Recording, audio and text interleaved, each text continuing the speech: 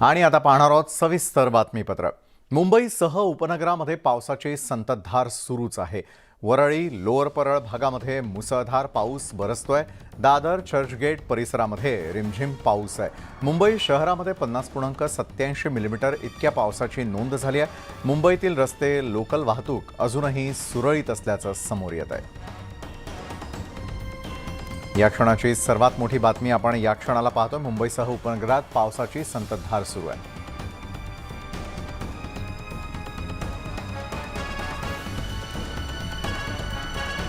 आणि या संदर्भामध्ये अधिक जाणून घेण्यासाठी मुंबईमधून आपले दोन प्रतिनिधी आपल्या सोबत जोडले गेलेले आहेत। पहिले प्रतिनिधी मरीन ड्राइव्ह या ठिकाणाहून विशाल पाटील आपल्या सोबत जोडले गेलेले आहेत। तर प्रणाली कापसे यावेळेला दादर परिसरातून आपल्या सोबत आहे। विशाल, मी सगळ्यात आधी आपल्याकडे येईल। संपूर्ण दिवसभर आपण पाहतोय सकाळपासूनच पावसाची रिपरिप सुरू होती, मात्र हळूहळू दिवसभरामध्ये जोर वाढत असल्याचं देखील आपल्याला पाहायला मिळतंय। या क्षणाला मरीन ड्राइव्ह परिसरामध्ये काय परिस्थिती आहे पावसाची? विशाल, सकाळपासूनच आपण पाहतोय मुंबईत मुसळधार पाऊस पडतोय आणि अनेक ठिकाणी सखल भागात सुद्धा पाणी साचलं होतं। आता मी मरीन ड्राइव्ह या परिसरात आहे। या परिसरात जे चर्चगेट स्टेशन जवळ आहे, या चर्चगेटच्या ठिकाणी सुद्धा पाणी साचलं होतं। आता मरीन ड्राइव्हच्या इकडची दृश्य पाहायला गेली आपण तर काहीसा पावसाचा वेग जो आहे हा मंदावलेला आहे, मात्र मुसळधार पाऊस जो आहे तो मुंबईतील इतर ठिकाणी पडताना आपल्याला पाहायला मिळतोय। धुकंसुद्धा जे आहे हे मुंबईत काही ठिकाणी आपल्याला पाहायला मिळते। आत्ता जर आपण पाहायला गेलं तर याच ठिकाणावरून जर आपण पाहायला गेलं तर संपूर्ण गिरगाव चौपाटी आणि थेट राजभवनापर्यंतचा परिसर आपल्याला पाहायला मिळतो। मात्र आज तशी स्थिती नाही आहे। या ठिकाणी मोठ्या प्रमाणात धुकं असल्याकारणानं समोरचं जे आहे हे काही दिसत नाही आहे आणि मुंबई शहरामध्ये सकाळपासूनच पावसाचा जोर जो आहे हा कायम राहिलेला आहे। आत्ताच्या स्थितीला मरीन ड्राइव्ह या परिसरात पावसानं जे ही काही त्या पावसाचा जोर जो आहे हा मंदावलेला आहे, मात्र पावसाची रिपरिप जी आहे ती मात्र या सगळ्या परिसरात आपल्याला पाहायला मिळते। आपण पाहतो की दरवेळेला मरीन ड्राइव्ह हा गर्दीनं गजबजलेला असतो, मात्र आज तशी काहीशी परिस्थिती आहे ही आपल्याला पाहायला मिळत नाही। कारण का मुंबई प्रशासनाकडनं आवाहन केलं होतं की समुद्र किनाऱ्यांवरती शक्यतो जाणं टाळा आणि त्यालाच कुठेतरी मुंबईकरांकडनं चांगला प्रतिसाद सुद्धा जो आहे तो मिळालेला आहे। आज मुंबईला रेड अलर्ट जारी करण्यात आलेला आहे आणि सकाळपासूनच मुंबईत मुसळधार पाऊस जो आहे हा पडताना आपल्याला पाहायला मिळतोय। विशाल, बरोबर आहे विशाल, एका बाजूला आपण बघतोय सुरक्षिततेचे उपाय म्हणून मुंबईकर देखील बाहेर पडत नसल्याचं स्पष्ट होताना दिसतंय। थेटपणे प्रणाली कापसे आपल्या दुसऱ्या प्रतिनिधी दादर परिसरातून आपल्यासोबत जोडले गेलेले आहेत। प्रणाली, जसं विशालने सांगितलं 50.87 मिलीमीटर इतक्या पावसाची नोंद झालेली आहे आणि ज्या वेळेला आपण पाहतो की दादर परिसर असेल किंवा मग मुंबईचे लोकल असेल यावरती पावसाचा थेट परिणाम अनेक वेळेला पाहायला मिळतो, मात्र या क्षणाची परिस्थिती काय आहे? लोकल सेवा असेल किंवा वाहतूक असेल सुरळीत सुरू आहे? प्रणाली,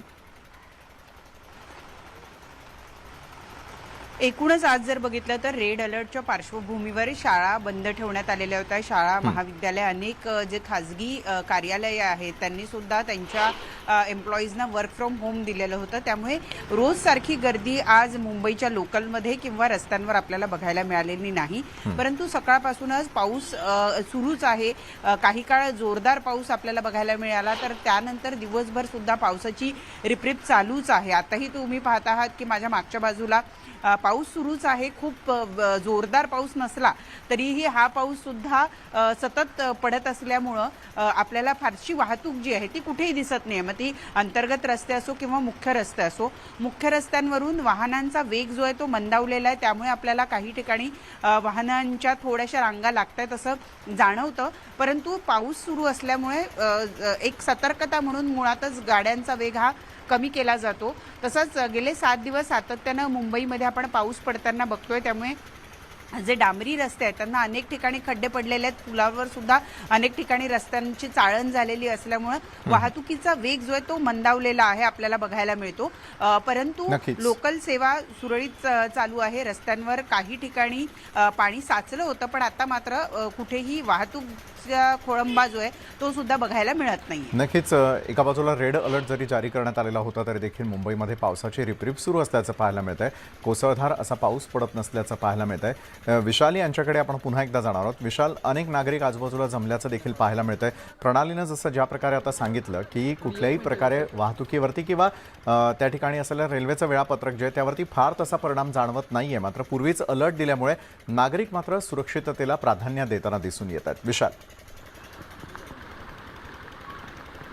नक्कीच. खरं तर आपल्याला माहिती आहे सकाळपासून अनेक ठिकाणी मोठ्या प्रमाणात पाऊस झालेला आहे, रस्त्यांवरती पाणी साचलेलं आहे.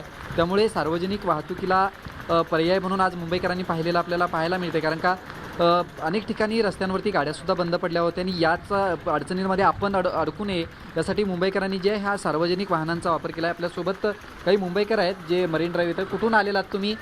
पाऊस पडलेला आहे, प्रशासनाकडनं सांगण्यात आलं होतं की बाहेर पडू नका, तरी आलेलात बाहेर. नाही आलो आहे, पण आम्हाला बरं वाटतंय म्हणून आम्ही आलो. हां कारण का आम्ही गिरगावातच राहतो, हां. त्यामुळे आम्हाला चांगलं वाटतंय.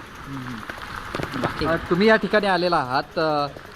ज्या पद्धतीनं आपण पाहायला गेलो की पाऊस लांबलेला होता, मात्र आज हे सर्व चित्र पाहता मुंबईतलं अनेक रस्त्यांवरती पाणीसुद्धा साचलं होतं. साचलंय, पण पाणी गिरगावमध्ये साचलंय खूप, पण गिरगावमध्ये कुठे साचत नाही पाणी. एक खेतवाडी आहे, कुंभारवाडा आहे, कामाडीपुरा, या ठिकाणी पाणी खूप साचतं. पण तिकडे पण चांगल्या सोयी करून दिलेल्या आहेत. मरीन ड्राईव्ह काही ग्रुप म्हणून आलाय की काय? नाही नाही आम्ही एकत्र असतो, बाकी काय नाही. बोला बोला बोला. तुम्ही या ठिकाणी आलेला आहात, काय कशा पद्धतीनं पावसाचा नाही आनंद नाही आहे? नाही नाही नाही जस्ट लाईक एन्जॉय म्हणून आलेलो आहे आणि आम्ही प्रिकॉशन्स घेतोय. हां आम्ही घेतोय प्रिकॉशन्स. जिकडे जरा काही त्रास असेल किंवा काय प्रॉब्लेम असेल तिकडे आम्ही जात नाही अजिबात. नक्कीच हे मुंबईकर आलेले आहेत. ते सांगतायत की आम्ही सूचनांचं पालन करून या ठिकाणी आलेलो आहोत. त्यामुळे आपल्याला पाहायला मिळते की मुंबईकर जरी मुसळधार पाऊस असला तरी या पावसाचा आनंद घेण्यासाठी म्हणून मरीन ड्राईव्हवरती आलेले आपल्याला पाहायला मिळतात. विशाल. नक्कीच धन्यवाद विशाल आणि प्रणाली, आपण दिलेल्या या सविस्तर माहितीसाठी. तर मुंबईकरांना थोडीफार का होईना मात्र पावसाची उघडीप झाल्यामुळे आणि रिपरिप फक्त सुरू असल्यामुळे काळजी घेण्याचं आवाहन आम्ही देखील करतोय. येत्या काळामध्ये कदाचित हवामानामध्ये बदल होण्याची शक्यता नाकारता येत नाही. वळूयात पुढच्या बातमीकडे.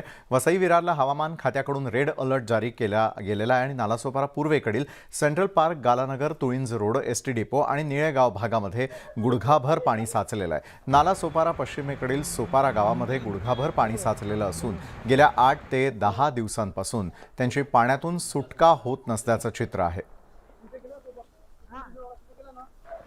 वसई विरारमध्ये सध्या रेड अलर्ट जारी करण्यात आलेला आहे आणि मी आता आलो आहे सोपारा गावामध्ये. सोपारा गावामध्ये या ठिकाणी आपण जर पाहिलं तर गुडघाभर आता पाणी साचू लागलेलं. हा सकाळपासून आता पाऊस सुरू झाला आहे. या जोरदार पावसाने लोकांची तारांबळ उडालेली. माझ्यासोबत या ठिकाणचे नागरिक आहेत, त्यांच्याकडून जाणून घेऊया. सर काय सांगाल, कशामुळे पाणी साचतंय? सोपारा गाव आहे, पूर्वीपासून पाणी गाव आहे.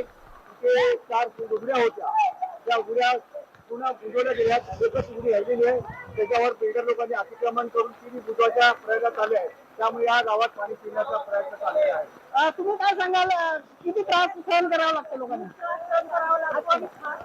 महिलांना त्रास सहन करावा लागतो, कारण का एवढ्या पाण्यामध्ये गुडघ्याच्या वरती पाणी येतं.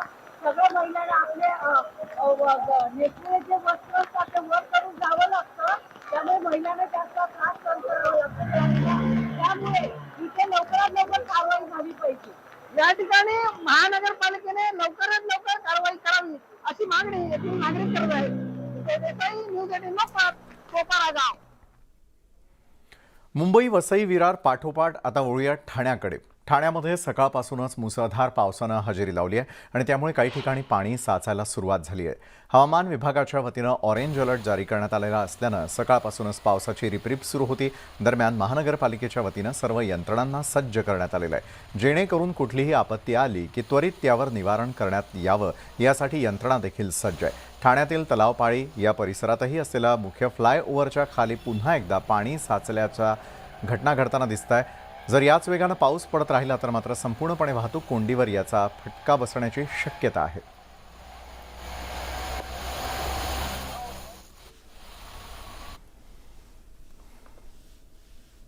मुंबईला रेड अलर्ट दिल्यामुळे मुंबईतील शाळा कॉलेजेसला आज सुट्टी देण्यात आलेली होती. दरम्यान उद्या सकाळपासून शाळा कॉलेज सुरू करण्याचे आदेश दिल्याचं शालेय शिक्षण मंत्री दीपक केसरकर यांनी म्हटलंय.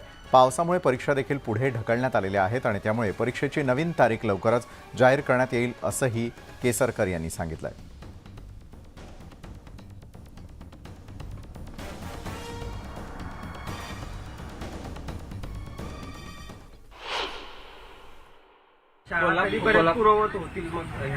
शाळा उद्या सकाळपासून पूर्ववत करायला सांगितल्या. पालघर जिल्ह्यामधील सर्वात मोठं सूर्या प्रकल्पातील धामणी धरण हे आता 97% इतकं भरलंय. धामणी धरणाचे 5ही दरवाजे 50 सेंटीमीटरनं उघडण्यात आलेले आहेत. जिल्ह्यातील सूर्या नदी काठावरील जवळपास 64 गावांना सतर्कतेचा इशारा देण्यात आलाय. तर सूर्या प्रकल्पातील धामणी आणि कवडास या धरणांमधून 7000 क्युसेक पाण्याचा सूर्या नदीत विसर्ग सुरू आहे.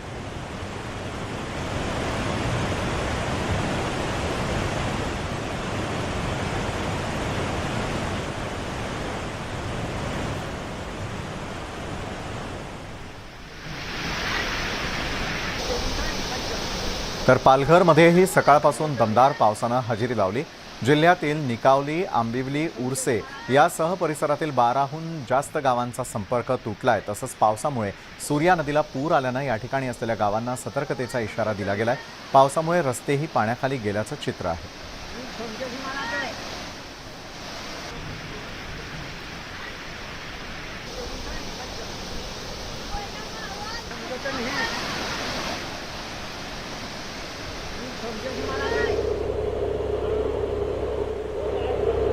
मुंबई आणि उपनगरामध्ये गेल्या काही तासांपासून मुसळधार पाऊस कोसळतोय. सतत पडणाऱ्या पावसामुळे ठाण्यातील वंदना टॉकीज परिसरात पाणी साचलेलं आहे.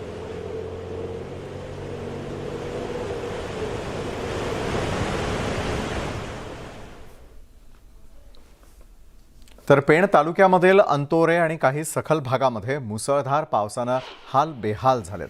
सतत पडणाऱ्या पावसामुळे काही नागरिकांचे तहसीलदारांनी सुरक्षित स्थळी स्थलांतर केलेलं आहे. तर दुसरीकडे हेटवणे धरण भरल्यानं 2 दरवाजे उघडल्यानं पाण्याचा विसर्ग मोठ्या प्रमाणात सुरू झालेला आहे.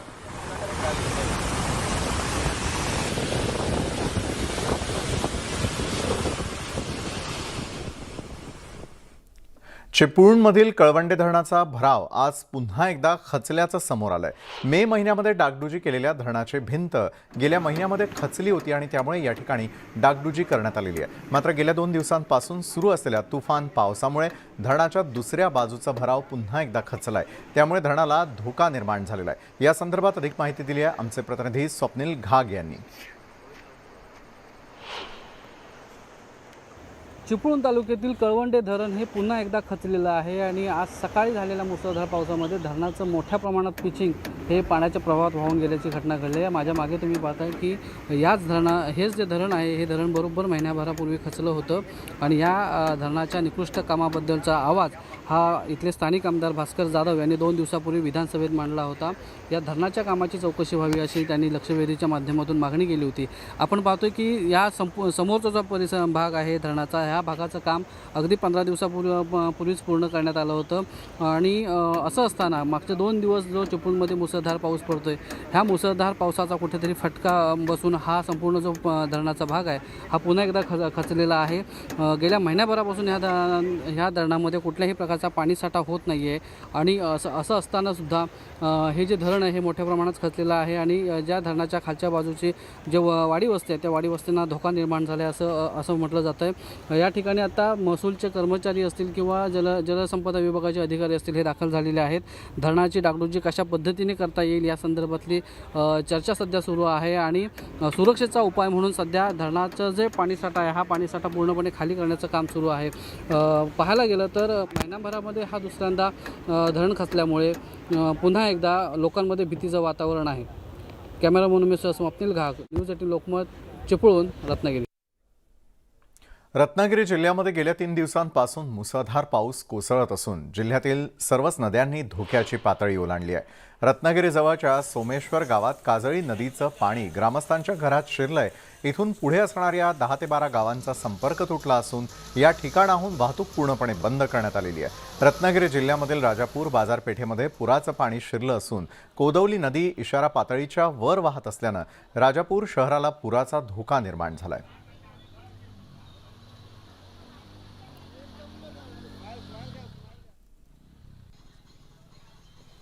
गेले 3 दिवस रत्नागिरीला मुसळधार पावसानं झोडपून काढलेला आहे. सध्या रत्नागिरीतील सर्वच नद्यांनी इशारा पातळी ओलांडली आहे. सतत पडणाऱ्या पावसामुळे अनेक गावं पाण्याखाली गेलेली आहेत. तर रत्नागिरीकडून लांज्याला जाणाऱ्या मार्गावर असलेला चांदेराईचा पूल पाण्याखाली गेला असल्यानं 10 ते 12 गावांचा संपर्क तुटलाय.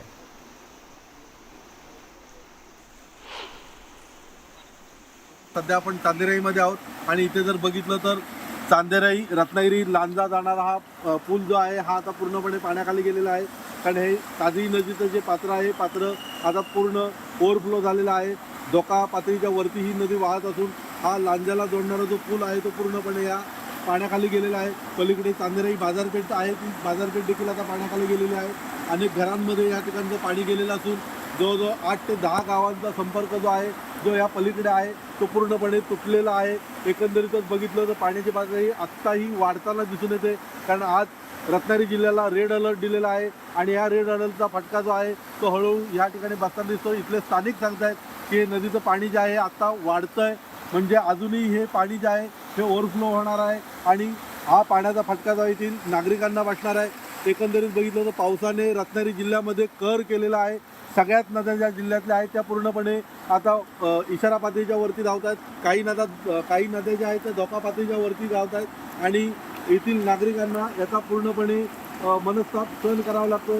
निसर्गाचं जे चित्र आहे पूर्णपणे बदललेलं आहे. जनजीवन विस्कळीत झालेलं आहे आणि एकूणच जर बघितलं तर या ठिकाणी पोलीस बंदोबस्त देखील ठेवण्यात आलेला आहे. सर्वतोपरी प्रशासनाकडून खबरदारी घेतली जाते की कोणी या पुराच्या पाण्यात जाऊ नये किंवा इकडनं वाहतूक करू नये यासाठी पोलीस प्रशासन या ठिकाणी सज्ज ठेवण्यात आलेलं आहे आणि सर्वतोपरी काळजी नागरिकांनी घ्यावी अशी प्रशासनाकडून सूचना देखील करण्यात आलेल्या आहे. सचिन सावंत, न्यूज 18 लोकमत, रत्नागिरी. कोल्हापूरमधील पुराचं संकट आता टळलंय. अलमट्टी धरणामधून पाण्याचा विसर्ग वाढवल्यानंतर पूरस्थिती कमी होण्यास मदत झाली आहे. दरम्यान आता स्थलांतर केलेल्या नागरिकांना उद्या पुन्हा त्यांच्या घरी सोडण्यात येत आहे.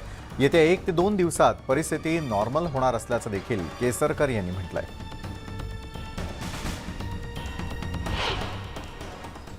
तरी पण पाऊस वाढला. उद्यापासून खरं तर ऑरेंज अलर्ट नाही आहे आणि त्याच्यामुळे पाऊस कमी होईल आणि त्याच्याचबरोबर अलमट्टी धरणातून सुद्धा विसर्ग मोठ्या प्रमाणात चालू आहे आणि त्याच्यामुळे एकंदरीत परिस्थिती सुधारेल अशी अपेक्षा आहे. आज संध्याकाळपर्यंत आढावा घेऊन ज्या लोकांना आम्ही शिफ्ट केलेलं आहे त्यांना पूर्ववत त्यांच्या घरी पाठवायला सांगण्यात आलेलं आहे. त्याच्यानंतर इथला जो बंधारा आहे त्याच्या संदर्भात इथले माजी आमदार चंद्रदीप नरके हे मला सातत्याने फोनवर संपर्क साधत होते. त्या ठिकाणी एक्स्ट्रा पोलीस फोर्स ठेवून याला एकेरी वाहतूक सुरू करण्याच्या सूचना दिलेल्या आहेत. कारण तिथल्या गावांना पर्यायी रस्ता नाही आहे आणि त्याच्यामुळे पुलाच्या संदर्भात आवश्यक ती खबरदारी घेऊन एकेरी वाहतूक तिथं करायला सांगितलेलं आहे. आणि याच संदर्भात अधिक माहिती देण्यासाठी आपल्यासोबत जोडले गेलेले आहेत आमचे प्रतिनिधी ज्ञानेश्वर साळोखे. ज्ञानेश्वर, कोल्हापूरकरांना जी धास्ती निर्माण झालेली होती की लवकरात लवकर पूरस्थिती जर आली तर कुठल्या उपाययोजना कराव्या, मात्र थोड्याफार प्रमाणात का होईना पूर्वपदावरती येणारी परिस्थिती दिलासा देणारी अशा प्रकारची बातमी कोल्हापूरकरांसाठी नेमकी काय? ज्ञानेश्वर. विशाल, कोल्हापूरकरांच्यासाठी अत्यंत दिलासादायक बातमी म्हणावी लागेल. कारण कोल्हापूरला गेल्या 4-5 दिवसापासून पावसानं झोडपलं होतं आणि त्यामुळे पंचगंगा नदीने इशारा पातळी आहे ती ओलांडली होती. त्यातच राधानगरी धरणाचे 5 स्वयंचलित दरवाजे उघडले होते. त्यामुळे पुन्हा एकदा ही परिस्थिती आणखीन चिघळेल अशा पद्धतीची स्थिती निर्माण झाली होती आणि त्या दृष्टीने प्रशासनाने सुद्धा हालचाली आहेत ते सुरू केल्या होत्या. नागरिकांना स्थलांतराच्या सूचना दिल्या होत्या. मात्र आता पाऊस आहे तो काहीसा कमी झालेला आहे. नद्यांची पाणी पातळी सुद्धा गेल्या काही तासापासून स्थिर असल्याचं पाहायला मिळते आणि त्यामुळे कोल्हापूरकरांच्यासाठी हा दिलासा आहे. कारण उद्या पुन्हा एकदा येलो अलर्ट आहे. त्यामुळे पाऊस काहीसा कमी होणार आहे आणि त्यामुळे पाणी पातळी सुद्धा घटण्याची शक्यता आहे ती नाकारता येत नाही. आणि या सगळ्या पार्श्वभूमीवरती पालकमंत्री दीपक केसरकर यांनी नुकतीच आढावा बैठक घेतली आणि स्थलांतरित केलेल्या नागरिकांना उद्यापासून घरी सोडण्यात येणार असल्याचं त्यांनी सांगितलं आहे. त्यामुळे नागरिकांना पुन्हा एकदा आपल्या घरामध्ये जाण्याचा मार्ग आहे तो या निमित्तानं मोकळा झालेला आहे. याशिवाय पूरबाधित गावातल्या शाळांना आणि महानगरपालिका हद्दीतील शाळांना सुद्धा सुट्टी देण्यात आली होती. या शाळा सुद्धा आता उद्यापासून पूर्ववत सुरू होतील अशा पद्धतीचं त्यांनी सांगितलेलं आहे. त्यामुळे कोल्हापूरची ही परिस्थिती आता पूर्वपदावरती येत असल्याचंच आहे ते दिसून येते. मात्र अद्याप ही पंचगंगा नदी आहे ती इशारा पातळीच्या वर वाहताना आपल्याला पाहायला मिळते. त्यामुळे पावसाचा जोर आणखीन वाढला तरी परिस्थिती चिघळण्याची भीती सुद्धा आहे. मात्र एकूणच हवामान खात्यानं ज्या अंदाज व्यक्त केलेला आहे त्या अंदाजानुसार पाऊस काहीसा कमी होईल आणि त्यामुळे पाणी पातळी सुद्धा कमी होईल. कारण अलमट्टी धरणातून सुद्धा मोठ्या प्रमाणात आहे तो विसर्ग होते.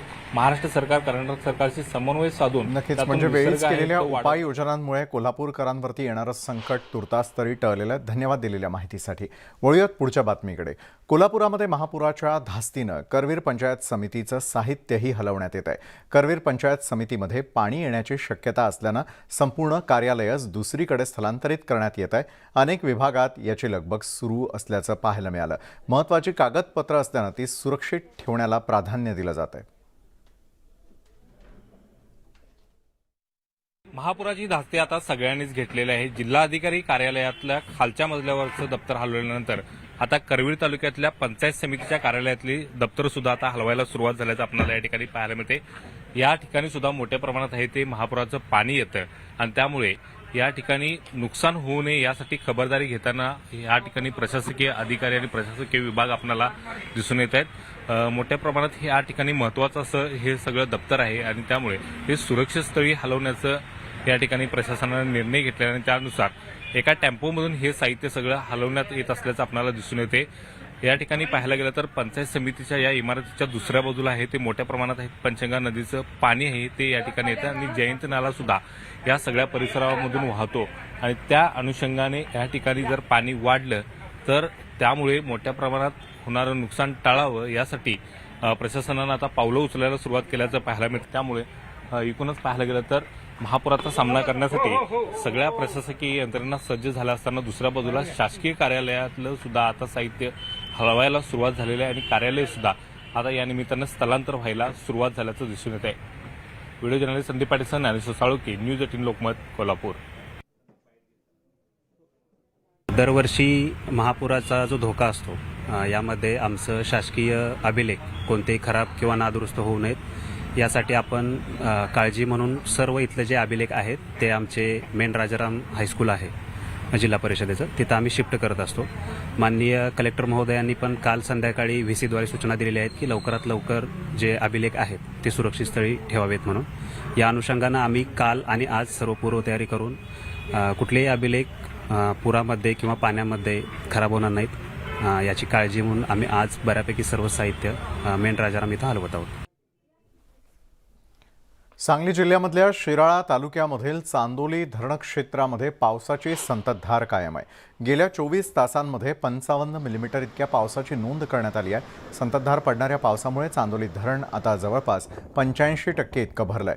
धरण प्रशासनाकडून धरणातून वारणा नदीपात्रामध्ये 6780 क्युसेक पाण्याचा विसर्ग करण्यात आला.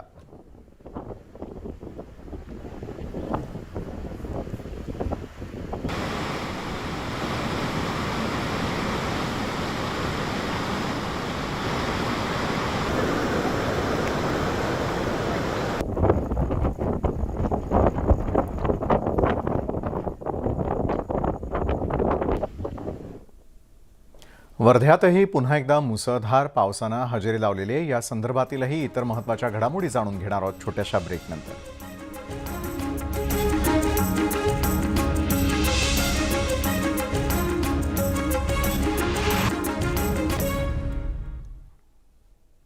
ब्रेकनंतर आपल्या सगळ्यांचं पुन्हा एकदा स्वागत. मुंबईकरांना पावसाबाबत हवामान खात्याकडून रेड अलर्ट सांगण्यात आलेला आहे आणि त्यामुळे मुंबईत सकाळपासून मुसळधार पाऊस सुरू आहे. बोरीवली पश्चिम गोराई गावात गोराई उत्तन मार्गावरती झाड उन्मळून पडलं आणि त्यामुळे येणाऱ्या जाणाऱ्या वाहनांची गैरसोय होऊ लागली. झाड पडल्यानं कोणतीही जीवितहानी झालेली नाहीये.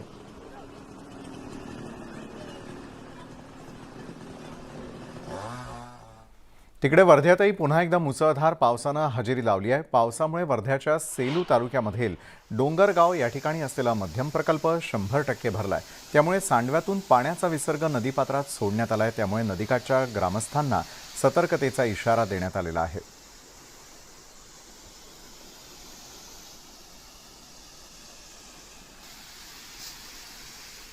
वर्ध्यामध्ये झालेल्या पावसाचा फटका हा कान्होली गावाला देखील बसलेला आहे. या ठिकाणी असलेल्या नदीला आलेल्या पुरामुळे शेकडो हेक्टरवरील शेती पाण्याखाली गेली आहे. यशोदा नदी दुथडी भरून वाहत असल्यानं या ठिकाणी असलेले अनेक मार्ग हे पाण्याखाली गेलेले आहेत. त्यामुळे काही मार्ग बंद करण्यात आलेले आहेत आणि या संदर्भात आढावा घेतलाय आमचे प्रतिनिधी नरेंद्र मते यांनी.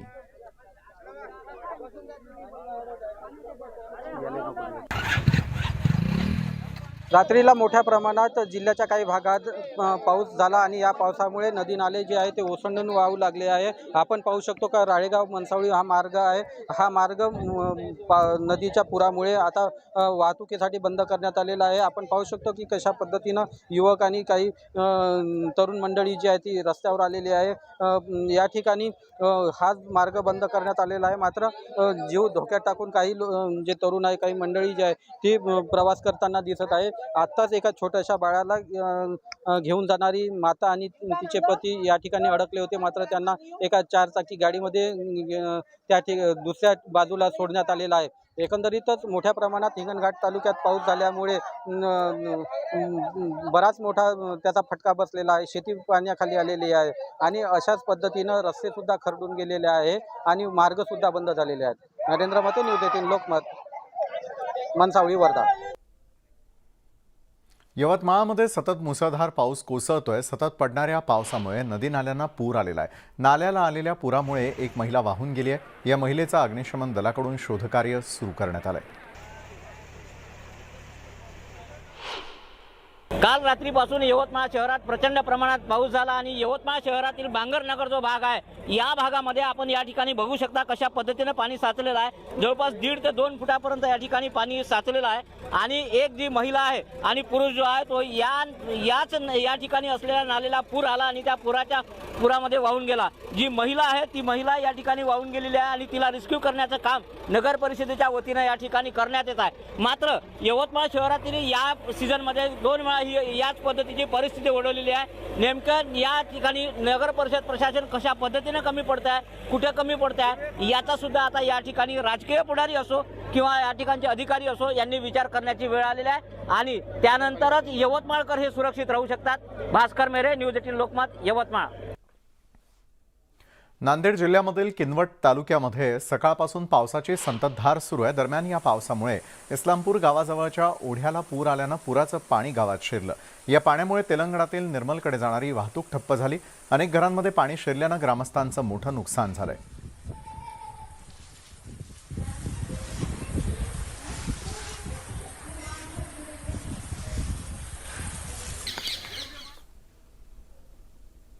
धोकादायक दरड काढण्यासाठी पुणे मुंबई द्रुतगती मार्गावर दुपारी 12 ते दुपारी 2च्या दरम्यान ब्लॉक घेण्यात आलेला होता आणि यामुळे मुंबईकडे जाणारी वाहतूक बंद करण्यात आली होती. तर हलक्या वाहनांसाठी पर्यायी मार्ग म्हणून जुन्या महामार्गावरून वाहतूक वळवण्यात आलेली होती. आज ठीक 2:10 काम थांबवण्यात आलं. सोमवारी मात्र हेच काम करण्यासाठी 3.5 तास लागले होते. 2 तासांच्या ब्लॉकनंतर पुण्याहून मुंबईकडे जाणारी वाहतूक सुरू करण्यात आली आहे. सध्या पावसाळ्याचे दिवस असल्यामुळे मुंबई ते पुणे असा प्रवास करणारे आणि पुणे ते मुंबई प्रवास करणाऱ्या हायवेवरती देखील दरडी कोसळण्याच्या घटना घडताना दिसत आहे. मात्र सुरक्षिततेचा उपाय म्हणून त्या ठिकाणी दरड कोसळण्याची शक्यता असलेल्या भागामध्ये दरड हटवण्याचं काम सुरू करण्यात आलेलं आहे. ज्या ठिकाणी धोकादायक जागा आहेत त्या जागांवरती देखील काम सुरू करण्यात आल्याचं आपण या दृश्यांमध्ये पाहू शकतोय. पुणे मुंबई एक्सप्रेसवेवरून मेगा ब्लॉक आता संपलेला आहे. आज दुपारी 12 वाजता हा मेगा ब्लॉक सुरू करण्यात आला होता. मात्र आता 2च्या सुमारास हा संपूर्ण मेगा ब्लॉक संपलेला आहे. कारण की 2 दिवसापूर्वी आडोशी बोगद्याजवळ दरडी कोसळल्या होत्या. त्या दरडीचे काही कण राहिले होते तुकडे, ते आज त्या जाळीतून सैल करण्यासाठी आता आज येथे मेगा ब्लॉक घेतला होता. या मेगा ब्लॉकच्या दरम्यान दुपारी 12 ते 2च्या दरम्यान पुण्यावरून मुंबईला जाणारी ही वाहतूक ही पूर्णपणे बंद करण्यात आली होती.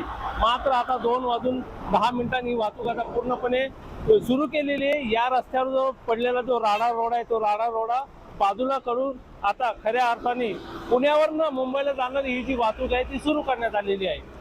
Ganesh Judam, news 18 Lokmat, expressway. महाराष्ट्रामध्ये एकीकडे पावसाचा धुमाकूळ सुरू असताना काही भागात दुष्काळ सदृश्य परिस्थिती निर्माण झाली आहे. असाच एक भाग असलेल्या सांगलीच्या जत तालुक्यानं आता पाण्यासाठी पुन्हा एकदा कर्नाटकमध्ये जाण्याची भूमिका जाहीर केली आहे. जतवासियांच्या या मागणीचं अधिवेशनातही पडसाद उमटले.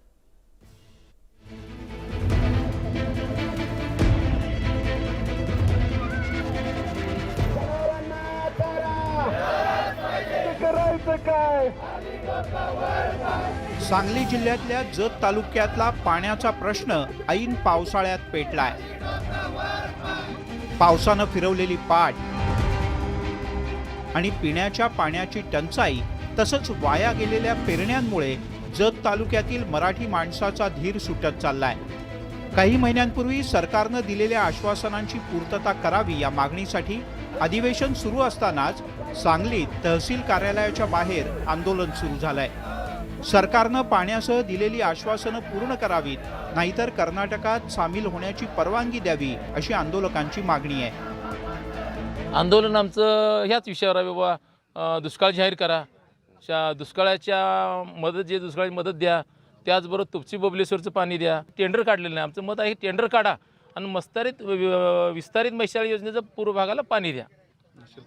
नसेल तर कर्नाटक जायला आम्हाला परमिशन द्या. जतच्या पाणी प्रश्नाचे थेट विधिमंडळात पडसाद उमटले. विरोधी पक्षांच्या आमदारांनी जतच्या दुष्काळी भागातल्या लोकांचे प्रश्न तातडीनं सोडवण्याची मागणी केली. फडणवीस साहेब, तिथे पाऊस नाही, 11 गावांना पाण्याचे टँकर चालू आहेत. आज संक या परिसरामध्ये 500हून अधिक लोक उपोषणाला बसले. जानेवारी महिन्यामध्ये सन्मान्य मुख्यमंत्री महोदय एकनाथ शिंदे साहेबांनी सह्याद्री अतिथीगृहामध्ये महत्वपूर्ण बैठक घेतली होती आणि म्हैसाळ योजनेच्या विस्तारीकरणाला या ठिकाणी निधी देऊ असं जाहीर केलेलं होतं. आज 6 महिने झाले त्याच्यावर प्रत्यक्षपणे अंमलबजावणी होत नाहीये. उपमुख्यमंत्री देवेंद्र फडणवीस यांनी जतकरांच्या प्रश्नांची तातडीनं दखल घेत कर्नाटकातील प्रकल्पातून तातडीनं पाणी देण्याचं आश्वासन दिलं. कर्नाटकाला काही पाणी आपण मागावं तर ते देखील आपण त्यांना पत्र पाठवतोय, कारण कर्नाटक ज्यावेळेस अडचणीत होतं त्यावेळेस पृथ्वीराज बाबांचाही मला फोन आला होता, ती सगळी मंडळी माझ्याकडे आली होती. आपण त्यावेळेस त्यांना पाणी दिलं होतं, त्याच्यामुळे आपण कर्नाटकला देखील पाणी त्या ठिकाणी देण्याकरता मागू शकतो. पण हे आराखडेही लवकर आपण तयार करून त्या ठिकाणी जे काही आश्वासन मुख्यमंत्र्यांनी दिलेलं आहे त्याची पूर्तता आपण करू. महाराष्ट्रासारख्या प्रगत राज्यातील जनतेच्या मनात दुसऱ्या राज्यात जाण्याची भावना वाढीस लागणं हे चांगलं लक्षण नाही. राज्य सरकार यावर तातडीनं उपाययोजना करेल अशी माफक अपेक्षा आहे.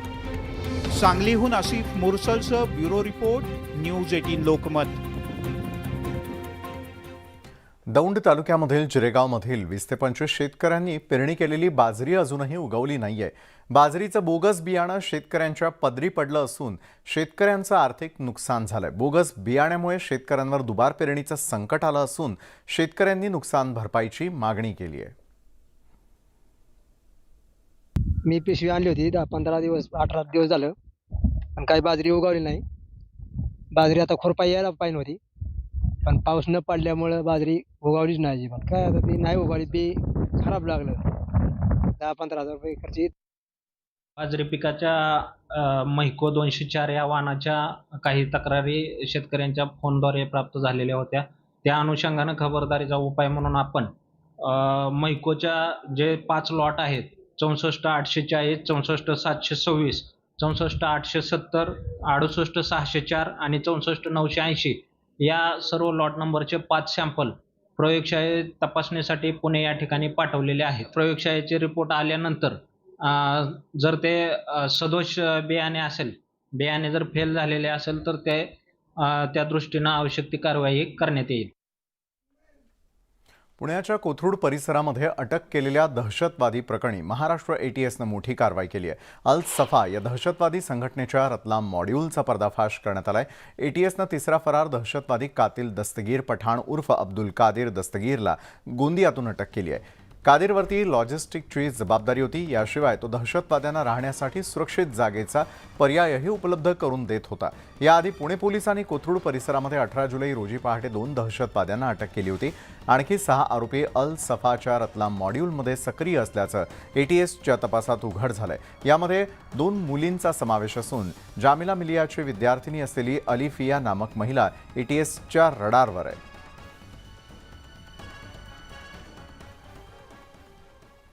वळूयात पुढच्या बातमीकडे. जांभूळवाडी कोळेवाडी परिसरामध्ये सुरू असलेल्या अवैध टेकडी फोड विरोधामध्ये जिल्हाधिकाऱ्यांनी तत्काळ कारवाईचे आदेश दिले. तसंच जिल्हा खनिकर्म अधिकाऱ्यांच्या प्रत्यक्ष पाहणी अहवालात हे सर्व उत्खनन अवैधपणेच सुरू असल्याचं आढळून आलेलं आहे.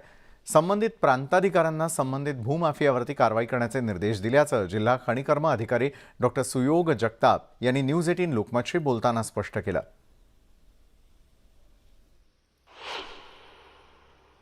परवा आपल्या लोकमत नेटवर्कमध्ये जी जाहिरात बातमी प्रसिद्ध झाली होती की कोळीवाडी, जांभूळवाडी आणि भिलारवाडी, मांगळेवाडीचा जो भाग आहे की जिथे अनधिकृत खाणपट्टे चालू आहे, तर त्या अनुषंगाने आपण उपविभागीय अधिकारी हवेली यांच्या नियंत्रणाखाली एक तहसीलदारांच्या याच्यामध्ये पथक पण तयार केलेलं आहे. मी स्वतःही तिथे जाऊन सगळी स्थळ पाहणी करून आलो आहे आणि त्याचे पूर्ण आम्ही गुगल मॅप वगैरे पण तयार केलेले आहे आणि त्या अँगलने ज्या अनधिकृत कुठल्या खाणी असेल त्याच्यावर कारवाईची पूर्ण आम्ही तयारी केलेली आहे आणि त्याच्यावर त्या अनुषंगाने जर अनधिकृतपणे होत असेल तर 100% त्याच्यावर कारवाई होईल. एरंडोल तालुक्यामधील एका गावात मुलींचं वसतिगृहातील 5 अल्पवयीन मुलींचं लैंगिक शोषण सुरू असल्याचा धक्कादायक प्रकार समोर आलेला आहे. काळजी वाहकानंच त्या ठिकाणी हे लैंगिक शोषण केल्याचं समोर आलेलं आहे. तर या प्रकाराबाबत सरकार पक्षतर्फे स्वतः पोलिसांनी फिर्याद दाखल केलेली असून त्या फिर्यादीवरून काळजीवाहक तसंच काळजीवाहकाला साथ देणाऱ्या त्याची पत्नी, वसतिगृहाच्या अधीक्षका तसंच सचिव यांच्याविरुद्ध गुन्हा दाखल झालेला असून संशयित आरोपी अटकेत आहे. तर पीडित मुलींना बाल सुधार गृहामध्ये दाखल करण्यात आलेलं आहे. या प्रकारामुळे जळगाव जिल्ह्यामध्ये खळबळ उडालेली असून या वसतिगृहातील मुलीसुद्धा सुरक्षित नसल्याचा मुद्दा ऐरणीवर आला आहे. CWCनी आम्हाला संपर्क केला आणि ताबडतोब इथून एरंडोल पोलिसांना आदेश दिलेला आहे आणि एरंडोल पोलीस स्टेशनमध्ये IPC, पोस्को आणि ॲट्रॉसिटी कायदा अंतर्गत गुन्हे दाखल केलेले आहेत. यात एक परपेट्रेटर आहे जे अत्याचार जे केलेले आहेत ते आरोपी एक आहे, त्यांना इमिडिएट कालच अटक केलेले आहे. इतरही महत्त्वाच्या घडामोडी आपण जाणून घेणार आहोत एका छोट्याशा ब्रेकनंतर.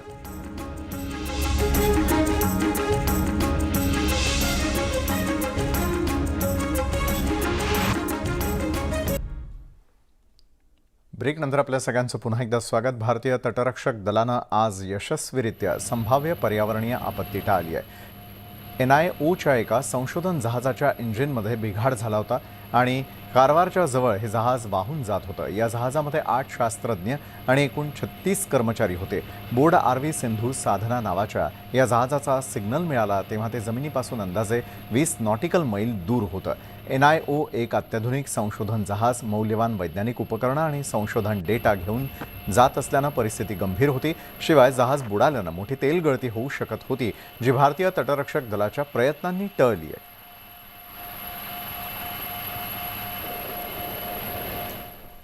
तर या बातमीपत्रामध्ये वेळ झालेली इथंच थांबण्याची. मात्र जाता जाता एक नजर टाकूयात राज्यातील महत्त्वाच्या शहरांमधील आजच्या तापमानावर.